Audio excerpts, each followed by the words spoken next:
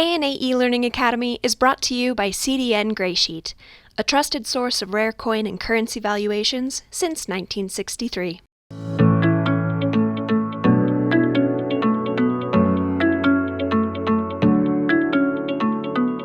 Hello, as he said, I'm Lianna Spurrier, and he gave a decent introduction, so I'll skip that bit. So I first started researching Japanese bar money, which are the rectangular pieces, in mid-2019. And so today we're going to be talking about the Gaku Ichibu, which is the very first piece of Japanese bar money. So before we get, whoop, is it gonna work? There we go. Before we get very far, I just wanted to talk a little bit about what Japanese bar money is, because a lot of people are not familiar with it. It's very esoteric. So these are the common types of Japanese bar money. I've seen some of each of these around the show floor. You may have run into them, maybe not, because there aren't that many. But all of these are fairly common. These are all pieces of mine used to illustrate this slide. And so these are 4 different denominations. You have 1 shu, 2 shu, 1 bu, and 2 bu. So the larger silver one is worth 1 bu, bu being the denomination, and it's one of them. In Japanese, 1 bu is Ichibu. That's familiar. However, these are not the only 4 denominations. In fact, the primary denomination of Japanese bar money for its entirety was the gold Ichibu, which is usually forgotten in America because they are more rare and harder to find. And so you just don't see them here. But they were the only denomination that ran the entire span of the series. They began in 1599 and ran through 1867, which is only 2 years before the entire monetary system of Japan was replaced. So we're going to be talking about the very first gold Ichibu. It was minted for 1 year in 1599. And I forgot I had this slide before we get into it. So there are not a lot of sources on Japanese bar money available in English. This is it right here. It started with Monroe back in 1904.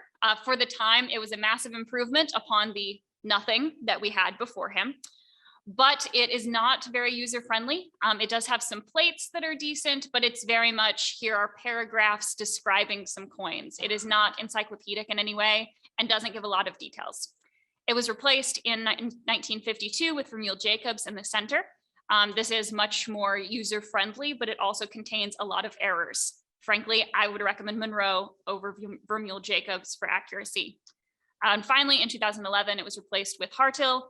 And this is by far the best on this list. Hartill has infinitely more information than the others. It is more accurate. It does have errors, which we will see, but overall, it is highly superior. Now the Gaku Ichibu. So this is the entry for the first piece of bar money in Hartill. So all it tells us, it is an oblong gold coin with raised dots around the edges, Kiri crests, and the Mitsutsugu signature, similar to another denomination. We'll get into all of those terms later. It's just describing the design. That's all it's telling us. And so when you get down, where's my light? The laser pointer. When you get down to the description of it specifically, we have that the weight, it was issued in 1599 in Kyoto. And that's it. It tells nothing about why they began minting them. What was before them? Why did we need coinage? Why was it rectangular? It told me very, very little, which started my hunt for answers. So the first question, this box will fill up, but our first question is, what was the impetus behind these weird looking rectangular gold coins? And then I went hunting for auction records. The only image I'd seen of one at this point was that drawing in Hartill. And so I went to auction houses. This is the only internet indexed auction result from within the US. It was from Heritage in 2011. It was the sale of the Jacobs collection, Jacobs being one of the author of that center Vermeil Jacobs book from the 50s. And so, okay, fine, sold for 16,000, cool. But it has this giant NQ stamp. And the description didn't say anything about it. There's no illustration of that in Hartill. But how could Heritage have just forgotten to mention a counter stamp? I had questions. There, it's circled. So I went hunting for more examples. I found my way onto the websites of some Japanese auction houses and started saving all of the images I could find. And so this is a small sampling of them. I ended up with about 20 overall. They don't sell very often. They are pretty rare. But of these, you'll notice every single one has the same stamp. Great. So what is it? Is it official? I didn't know. So I went to the other books. I went back to Monroe. It does not say.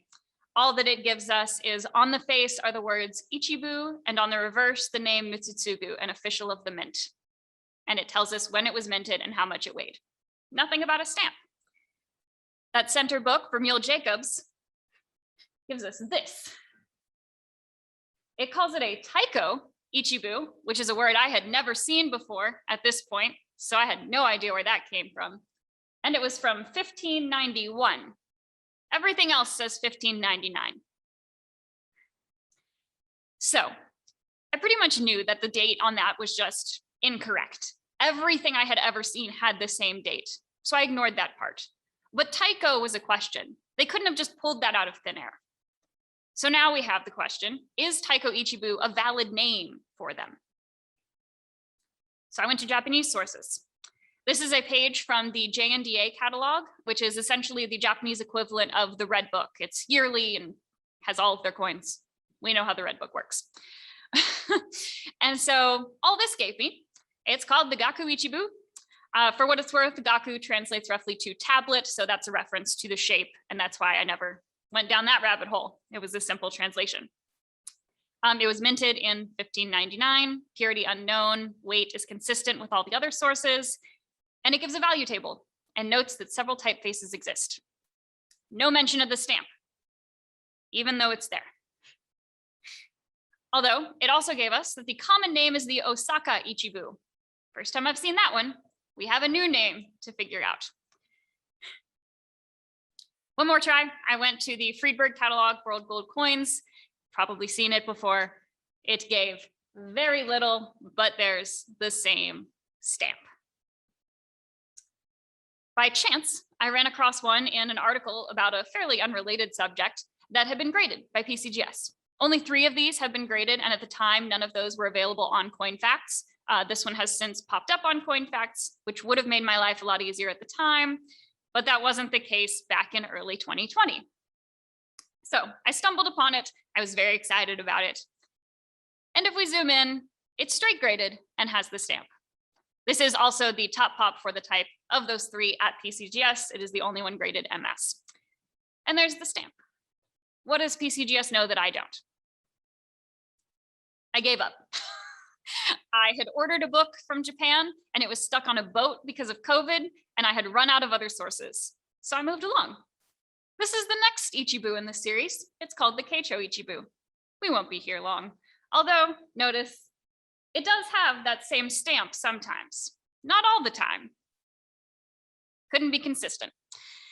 However, you'll notice this side is pretty much the same design as the Gaku Ichibu, but this one has changed. We now have these flowers at the top and bottom with the calligraphy going horizontally. So those flowers are called Kirimon. They're one of the 2 imperial badges of Japan, consisting of 3 leaves of the Paulownia surmounted by 3 budding stems. Sounds familiar. 3 leaves and 3 stems. Okay, so if that is an official crest of Japan, surely it was an official part of the coin. Why is nowhere mentioning it? And what's more, all of these coins were struck by hand. So adding this in-Q stamp was an entirely separate step.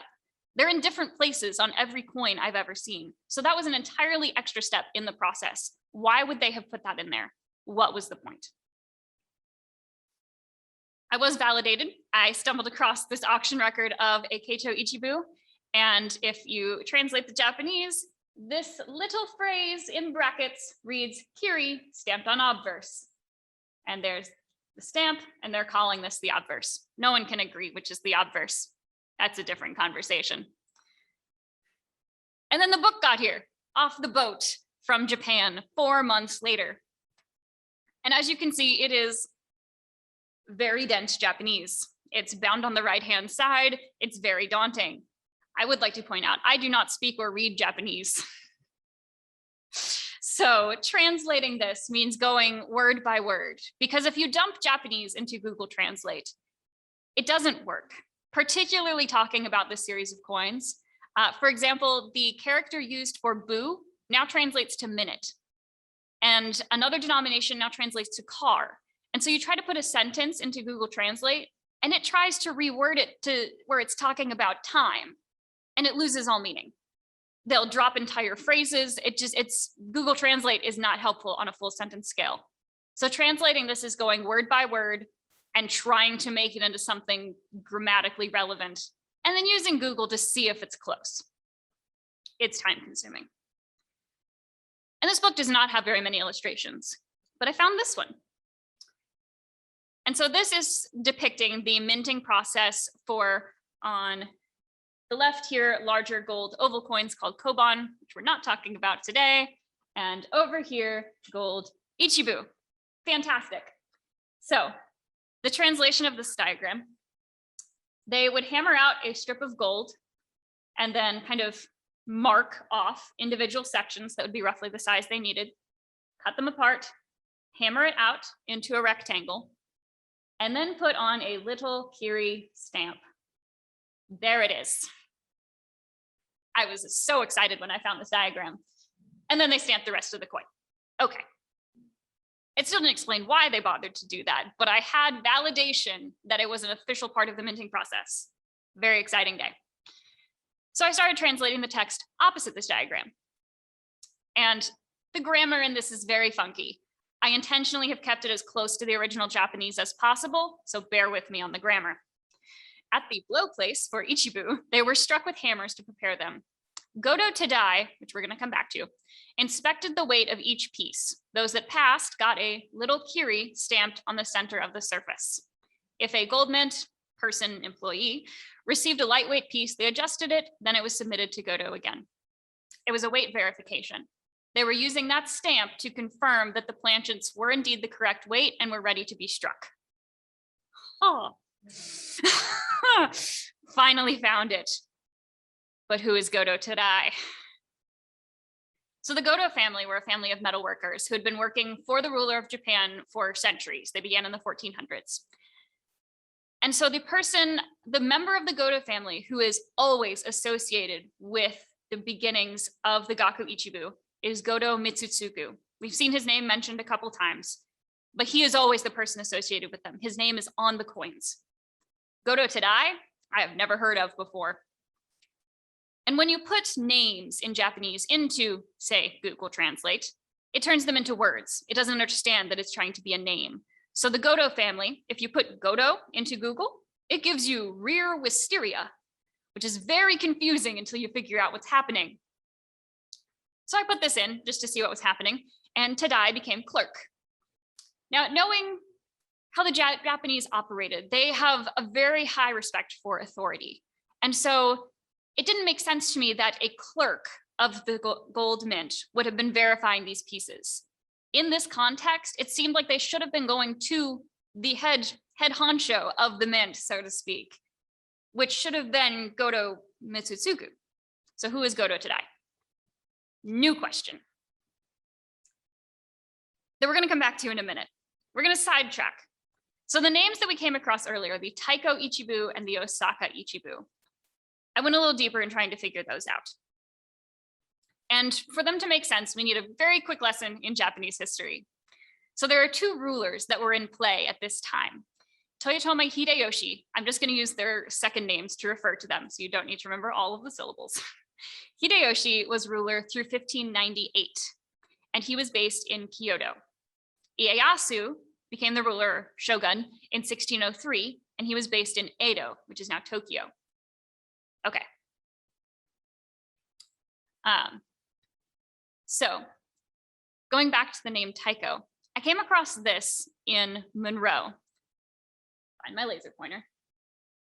It's talking about a different coin, but it says it was issued by Taiko Hideyoshi. Well, we just saw Hideyoshi, but his name wasn't Taiko. So was this someone different? Did he have another name? After more searching than it really should have been, I found this entry on the World History Encyclopedia saying that he awarded himself the title of taiko, meaning retired agent, which was essentially the highest title one could give themselves in that period in Japan. So it was just attributing them to Hideyoshi. Great. He was ruler through 1598, a year before they were minted. Sure, it could have been under him. I kept looking for Osaka. And it turns out Hideyoshi built a castle in Osaka called the Osaka Castle, which was an important part of what he did while he was ruler. And so the name Osaka Ichibu was also calling back to Hideyoshi. Simple enough. In fact, some of the other sources I'd come across along the way attributed these to Hideyoshi. But every time they mentioned them in connection to Hideyoshi, they followed it up with, but the connection is weak. But we know this is we now know this is not the case, and would not elaborate any further. Great. So let's look at the timeline. The ones here in the center are what really matters. It is worth pointing out that Hideyoshi did create some coinage. He began minting obon, which are the very, very large gold plates you may have seen. The Kagan's booth has a few on display. They are literally the size of my hand. The first ones weighed 1/3 of a pound. They were massive. So he did have some relationship with coinage in general. However, he died in 1598, and the Gaku Ichibu, per every record except for Mule Jacobs, was minted in 1599, the year after. Ieyasu essentially took control of Japan in 1600 when he won the Battle of Sekigahara. So 1599 was in the middle. That's not helpful. And also, this far back, 1 year was not a comfortable margin to attribute it to either of them. Even if it had overlapped by that 1 year, this is 500 years ago, 400 years ago. Can't do math. That was just not a comfortable margin. There we go. So I came across this in that very dense Japanese book from the boat. Based on Goto Mitsutsugu's signature stamp die, the House of Tokugawa decreed that casting would be done in Edo. And that phrase alone didn't tell me a lot, but it did point out that maybe the answer lied in Goto Mitsutsugu. So this is the design on the obverse of the Gaku Ichibu. I'm using a later issue that is more clear to see for this illustration, but it was the exact same design. And so the characters over here read Mitsutsugu, and they correlate to the design on the coin as the colors show, which is very hard to see. I hadn't figured this out for like a year after I started collecting these before I could line up the strokes. But there is no debate that that reads Mitsutsugu. Excellent. So I started digging into Goto Mitsutsugu. First question was, when was he born? When was he alive? Where did he fit in the Goto family line? So this is the Goto family line. And the first few don't matter. The ones that I've highlighted are the only ones who would have been alive and old enough to be working in 1599. Kwojo, Tokujo, and Yejo. None of those are Mitsutsugu. Some sources that I found said that Goto Tokujo was also known as Mitsutsugu. Others said that they were separate people. It took a lot of digging through a lot of different sources to eventually come to the conclusion that they were different people. This was on a blog. It was corroborated by multiple other Japanese sources, but this was the most succinct summary of the situation, so it's the one I've chosen to display. So no one from the Goto family went to Edo, where Ieyasu was based, because they had for this duty their clerk, Shirzoburo. Now clerk, we remember Goto Tadai from a little while back, where Tadai could also have meant clerk. Interesting. Shozaburo met Ieyasu personally in 1593 and became the official Edo representative of the Goto family 2 years later. With this important appointment, he was allowed to bear the family name Goto and their 353 Kiri crest, and got also the name Mitsutsugu. There was no Goto Mitsutsugu ever working outside of Edo. He did not receive that name until he had permanently moved to Edo to work under Ieyasu. It would be impossible for these to have been minted under the request of Hideyoshi, because there was no Mitsutsugu there for him to have mint them. By the time Mitsutsugu existed as that name, he was under Ieyasu's command, confirming that the Gaku Ichibu was indeed minted at the request of Ieyasu. And that starts to form a narrative. I haven't elaborated much on the first point because it's fairly easy to find in English sources and was not part of the whole mystery spiel. But mining in Japan was increasing the gold supply in the late 1500s. That was also the impetus for the giant gold oban that Hideyoshi minted. They had more precious metals. When Hideyoshi died, there were multiple leaders who were vying for power and control over Japan, including Ieyasu. So Ieyasu controlled Edo, which was originally a small fishing town when he took over. He had been strengthening it throughout the years. And at this point, when the shogun position opened up, he wanted to further increase his strength. And so he decided to do that by drawing commerce. And to draw commerce, he decided that the best way to do that would be to mint a reasonable size of coinage. The only coins Japan had at this point were either imported from China or the gold oban. They didn't have anything that was conducive to trade. Other than that, they had bags of gold dust or hammered silver ingots. So Ieyasu decided to make a reasonable denomination of coinage that could be useful in trade, trying to drive more merchants to his territory and increase his strength. That was the Gaku Ichibu. When Ieyasu indeed gained control of Japan, he made that into the first national currency. He began with the keicho Ichibu, the one other style we saw, and that became the blueprint for the next few hundred years of Japanese coinage. So we have finally figured out what the impetus was behind the first rectangular coin. Took multiple months. So some of the other little fun facts along the way that I came across that we haven't delved into too much, or that we have, this is more of a summary. They have an Incus Curious stamp that was a weight verification struck before the rest of the coin. Looking at the coins themselves, it sometimes looks as though it was struck after the rest of the design. There are some questions there. I have not figured out the answers. It is an ongoing project.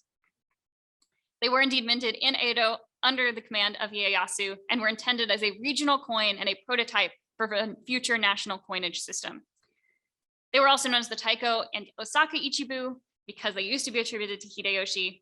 Neither of those names has ever been published in an English source aside from the singular mention of Taiko in Vermeule and Jacobs. The purity is believed to be 84.3% gold. This was not officially corroborated. It was hypothesized in a couple different places, and I do not possess one to be able to test it. So that is the theory. It was also mentioned in a few places that sometimes they have a textured field on the reverse and sometimes they don't. I've shown close-ups of a couple different ones. My working theory is perhaps this is an example of a textured field, while this one is not. They were the most different examples that I had that had reasonably high resolution photographs. It's a working theory, more research required, and the mintage is still unknown. I have never been able to see even a ballpark figure on the mintage, which is frustrating. So also very unknown in the US as regarding appropriate pricing. Only one has sold in the US that is archived online, which is the one from Heritage that started this whole rabbit hole. And it is all the way up here. All of them that have sold within Japan have sold for the equivalent of about $5,000 to $14,000. So the $16,000 one from the US was an outlier. One has come up for sale in Japan that was above 14,000, but below the one from the US, and it did not sell.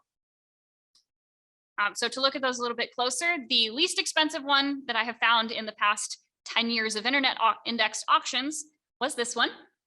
It's very rough, as expected. So it sold for about $5,500. It is one of the worst ones. It is not the worst. I did not put the picture of the worst one I have found on here. It was also near the bottom. It is worth pointing out that Japan as a whole is not very big on graded coins. So it's very rare to find any form of rare bar money that is graded. A lot of the more common dates have been because they've made their way to the US and American dealers have submitted them. Within Japan, it's very rare, and most of these are still within Japan. So pretty much all of these are raw. The most expensive one that has actually sold within Japan was this one, which is one of the two nicest examples that I have seen. It's lovely. It is worth pointing out that these are never super well struck. Like, this is one of the best examples, and compared to, say, American coinage, it still looks very, very crude. They almost always will exhibit weakness on one side, one portion of the strike. So on this one, the bottom is weaker, and you can see that in the dots around this side, and particularly in the signature on this one. And it does indeed have the stamp. This is the one that did not sell. It's actually come up for auction twice at the same price and did not sell either time. This is the other of the two nicest ones that I have seen. So it's all downhill from those two. But again, you can see much more dramatic weakness here on this corner. And these are struck in metal alignment, so those two areas are directly opposing on the coin. And then finally, this is the one we saw earlier that sold within the US for over $16,000. It is now graded AU53 and is clearly below some of the other ones. So the US market inflated that value a little bit. And then there is this one, which is graded MS62. It's the highest graded example of 3. And I found a blog post from Japan mentioning it, and it seemed to say that it was currently available for sale from a dealer for the equivalent of about $62,000. So that is overpriced.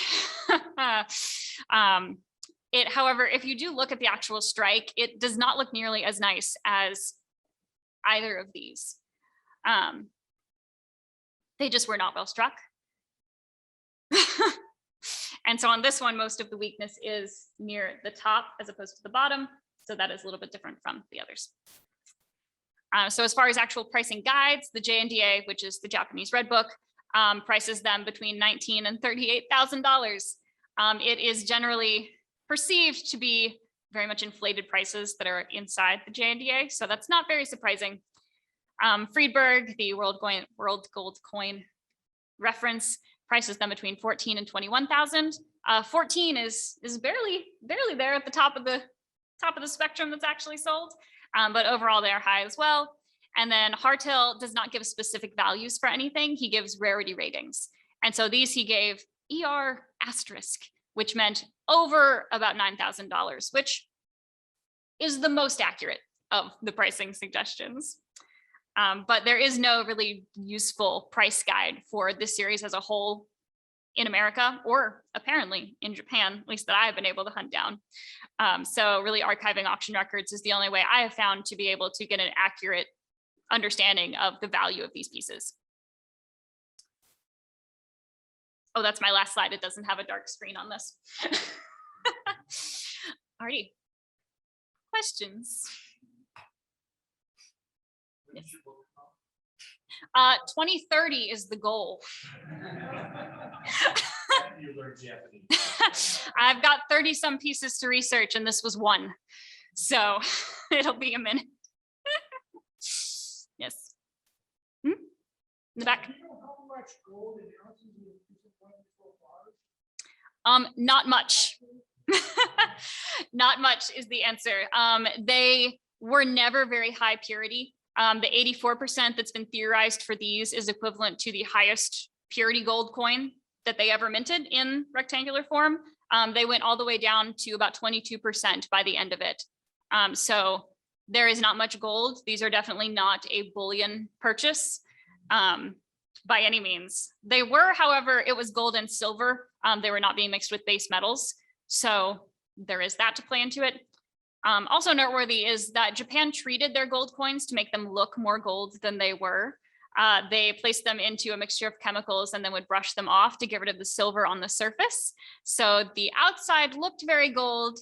And when they later continued to debase their coinage, some people would start to think that they were counterfeit because that outer gold layer would rub off and suddenly it would look silver. I have, yes, that was the end of that tangent, sorry. Anyone else? Yes. My working theory is ease. Japan was very cut off from the rest of the world at this time. They had stopped trading with just about anywhere. And so their coinage developed with very little outside influence. They did have round cash coins that were modeled after China. So they were round, but they were also cast. And so these were not cast, they were hammered. And so my belief is that Japan had not come into the concept of using collars to strike coins. And they felt that this was the easiest shape. And that's what they went with. I know the later pieces have like stars along the edge. Yes, there's a nice one. So these have a dot border. I believe all, On the edge itself.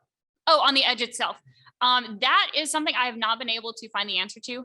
And I have not had the opportunity to actually handle one of these because there are so few in the US. So I am not sure what the edging looks like. That is one of the questions still on my list. This was the only one, however, with this kind of triple border with the dots and then the line in the middle. Fun note. Any other questions? Did you say you found one or two that did not have? Of these, every single one I've seen has had the stamp. The style that followed these, it kind of varies. Some do and some don't. I am still researching that issue and trying to figure out why that varies. Anyone else? Alrighty, and that's all I got.